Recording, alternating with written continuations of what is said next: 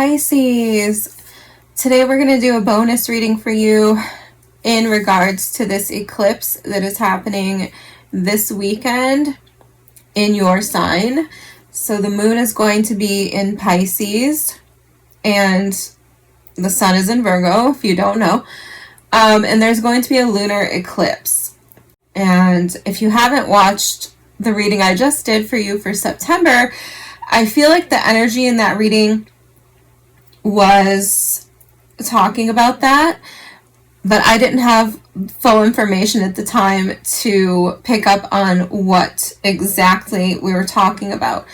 Now, in that reading, if you haven't seen it, you got the luck card at the bottom of the deck, and under that you got the protection card. And the reading itself felt like anxiety, worry, fearing bad news, things like this. But I kept saying, but I think this is in your head, or this is an illusion, okay? And because you had luck and protection. And since that reading, I've looked more into the astrology. I'm not an astrologer, but I do follow astrology quite a bit.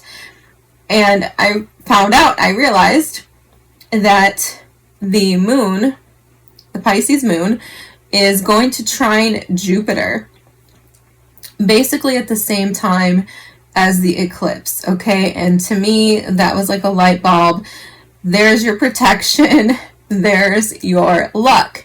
Jupiter is the ancient ruler of Pisces. I know a lot of people think it's Neptune, and we'll take Neptune as well because we are a dual sign traditionally ruled by Jupiter, which is the planet of expansion, the planet of luck, okay? So I thought that was amazing because we're having this trine. Trines are very auspicious. I think I even used the word auspicious in your reading. I'm not positive. You can go back and check if you want.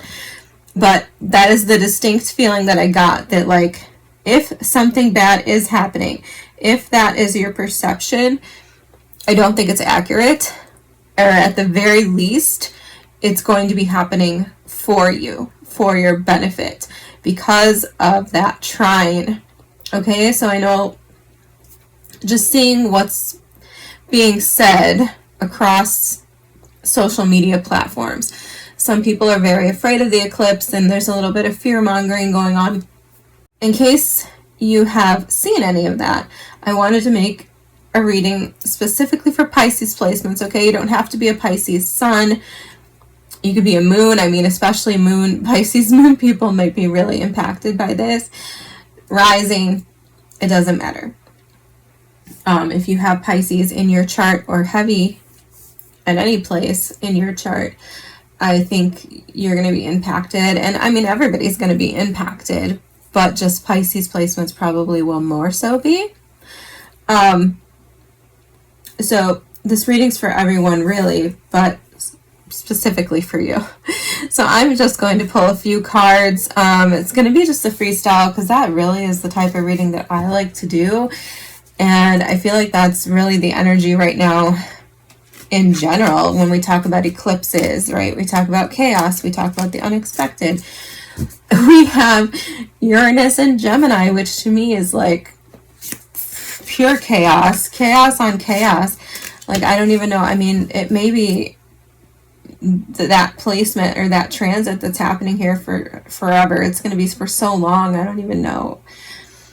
Maybe they'll even cancel each other out. I don't know. I don't like to think about it. I'm glad that Uranus is far away and that it doesn't necessarily matter that much. But it will, of course, be impacting us like globally.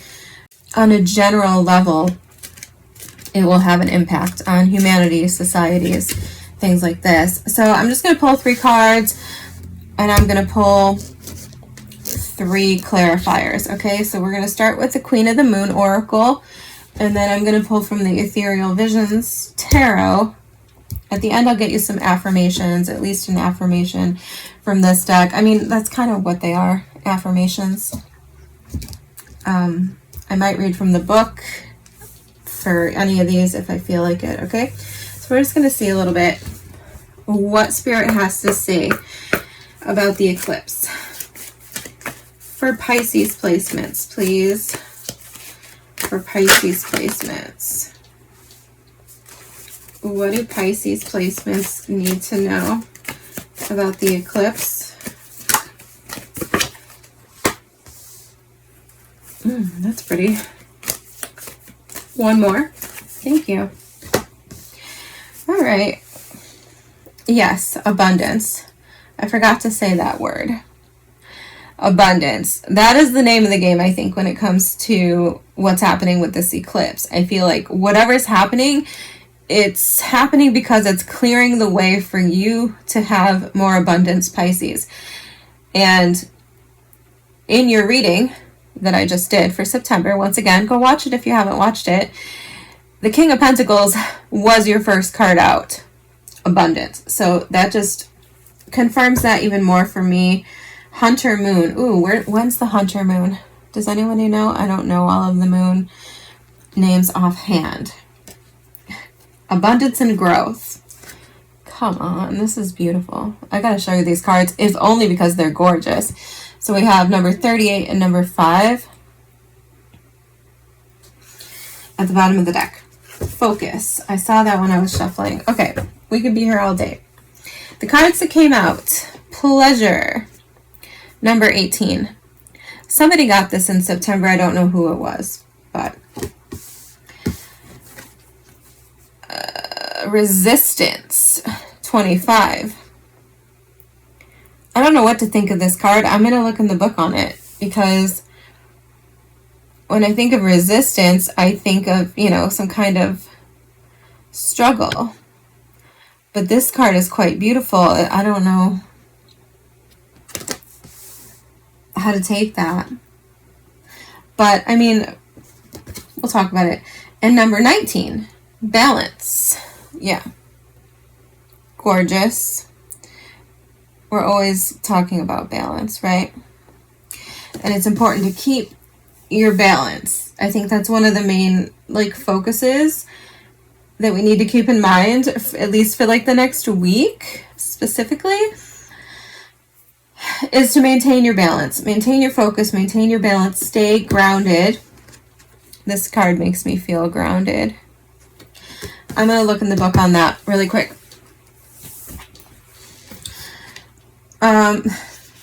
And what do you know? I opened right to it. So, it says, familiarize yourself with how resistance manifests for you, the overt and the covert. If you continue to have doors slammed in your face, turn around. There will normally be an open door. Procrastination is just another kind of fear. Move forward with confidence and persistence. Okay, this is really long, so I am not going to read this whole thing. So it's talking about procrastination. It's talking about obstacles, real obstacles that are legitimately in our way, and ways in which we're obstacles to ourselves. And it's asking, why do we resist the things we say we want? I mean,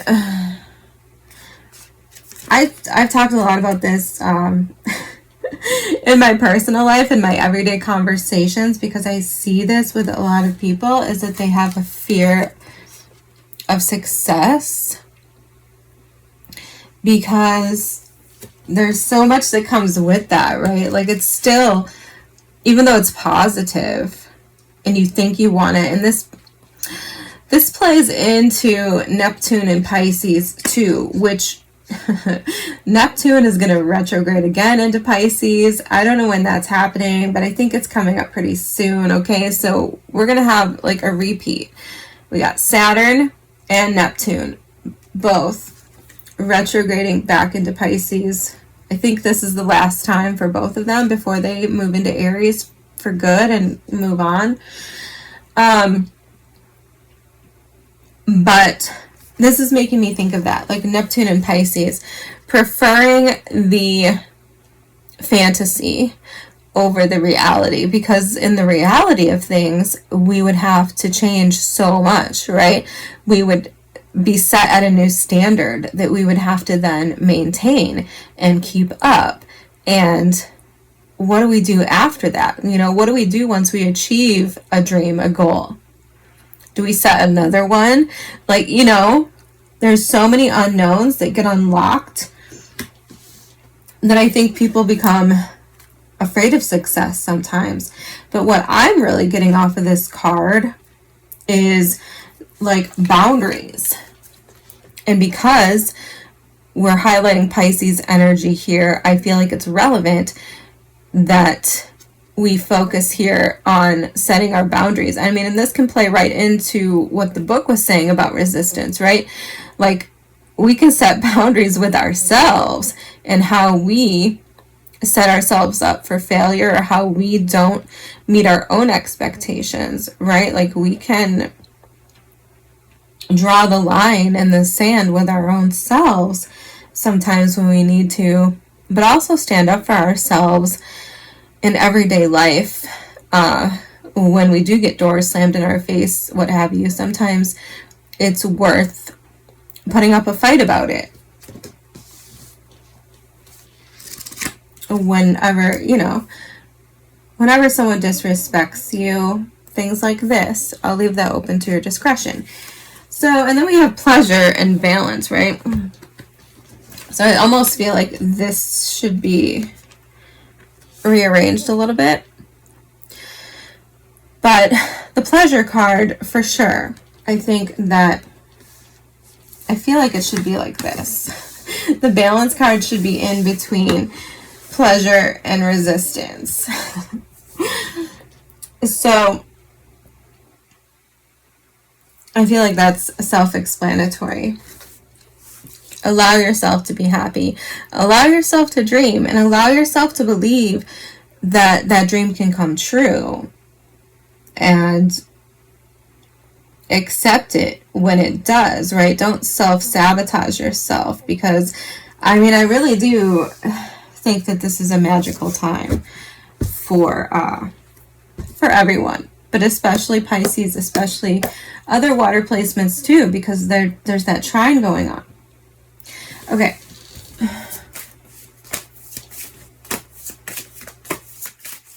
Can you give me one card on pleasure, please? Anything else we need to know? Temperance and Seven of Swords. Well, I mean, I feel like that's kind of what I was saying.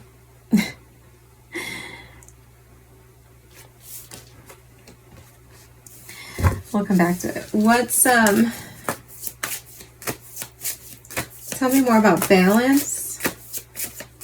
Why is balance here? King of Swords. Yeah. Oh, we're getting one card, the Chariot. The High Priestess. Can you talk to me about resistance, please? No, that's too many cards. Well, you know what? I'll take them, because I don't think that was a mistake. Okay. I'm going to start over here in resistance, because this is super easy. 5 of Wands, 9 of Wands, 3 of Swords. Just what I said.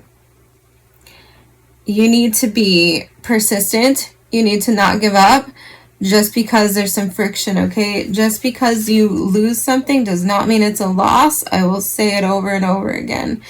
Most of the time when we lose something, it's for our own benefit. It was something we needed to lose, and it's for our own growth. Do not dwell. Take the time you need to regroup, and then get back out there and go back after what you really want in life. Rejection is protection, as they say. That is exactly what I'm thinking here, okay? And be mindful of how you of how you, well, I think it even said in the book on that, like, if you're back and forth, if you're wishy-washy about the things that you want, understand that those things are probably not going to come to fruition, right? Like, nothing meant for us is going to pass us by, but if you're really trying to call in a miracle to manifest something really big for yourself, you need to put in the work. One, you need to be prepared. You need to be putting in the effort toward that. However, if you second guess yourself, or if you're doing underhanded things to contradict what it is you say you want, then the universe responds to energy, right? The universe responds to your frequency, not what you say. It's about what you do, not what you say you do. Is this making sense? With the pleasure card here, since I pulled the Seven of Swords already, I feel like that's kind of what this is talking about. It's throwing back to balance, which is in the center, and understanding that there needs to be a balance drawn in how you spend your time. Understand that things take patience, right? Sometimes we can manifest things instantly, right? Sometimes, yeah, the Chariot, High Priestess.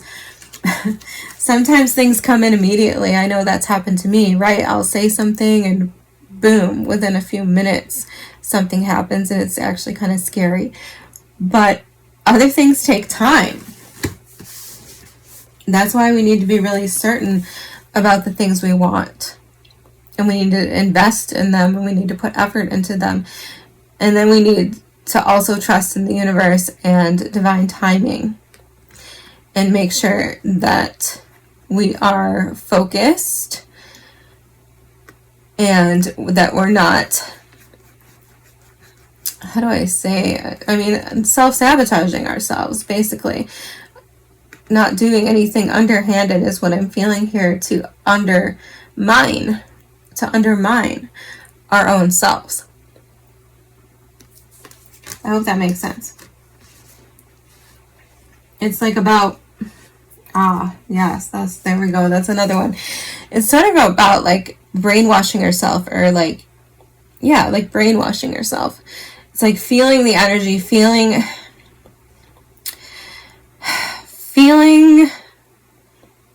the energy. I don't know how else to put it. Acting as if, right?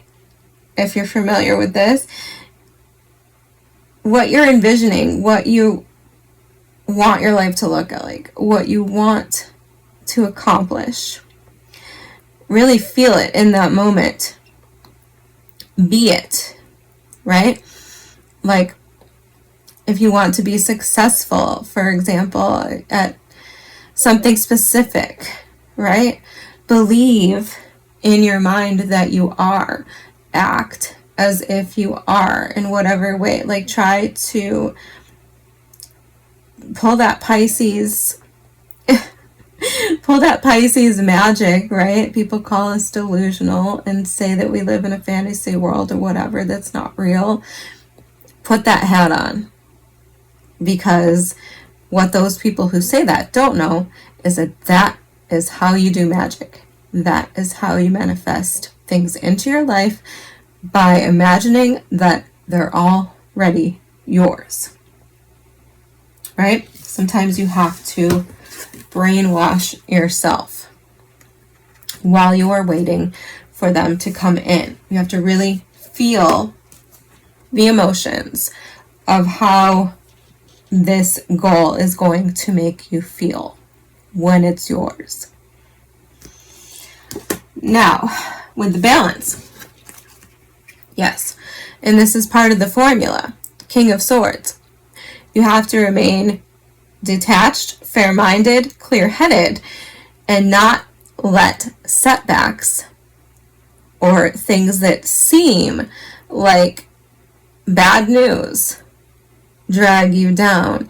You need to keep yourself steadfast, focused, and not reactionary to anything that seems like a bad omen or, once again, a setback of any kind, okay? It's about having faith and trusting and not getting hysterical, not getting discouraged or falling apart just because something looks like it's not coming together the way you want it to, because 90% of the time it doesn't anyway. It just comes together however it wants to come together, okay? And it's about releasing control with the Chariot and the High Priestess.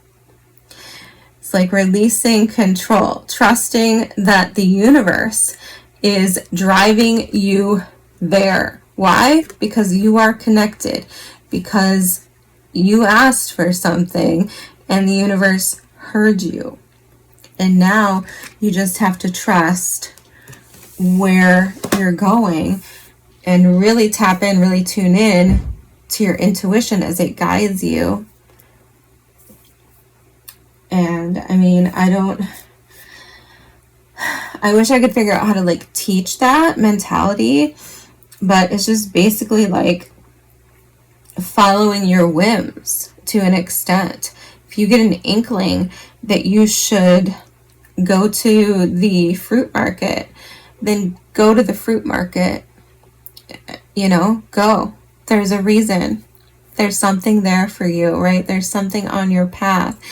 If you think you need to watch, you know, if you see something even on Netflix come up and you're like, feel drawn to it and you don't know why, watch it. There's probably something in it for you. Does that make sense? All right, let's pull you some little affirmations here.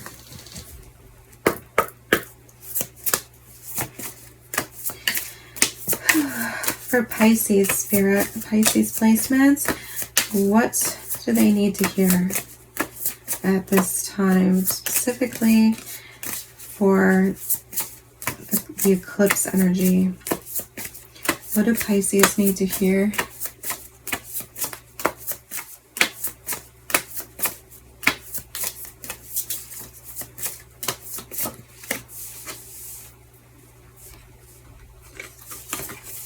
Those are sticking together. I'll take them both.